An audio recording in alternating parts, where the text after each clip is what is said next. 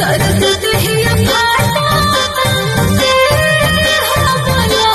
Hello भोजपुरिया fans, स्वागत है आप सभी का इस न्यू वीडियो में। तो भोजपुरी सुपरस्टार खेसारी लाल यादव जी का एक और बेहतरीन बोलबम सॉन्ग रिलीज कर दिया गया है, जिस सॉन्ग का नाम है देवघर में दौरा। जिस सॉन्ग को बोलबम सॉन्ग है, जिस सॉन्ग को ग्लोबल म्यूजिक जंक्शन पर रिलीज किया गया है। और इस सॉन्ग में एक्ट्रेस है मेघा श्री, साउथ एक्ट्रेस, और खेसारी लाल यादव जी।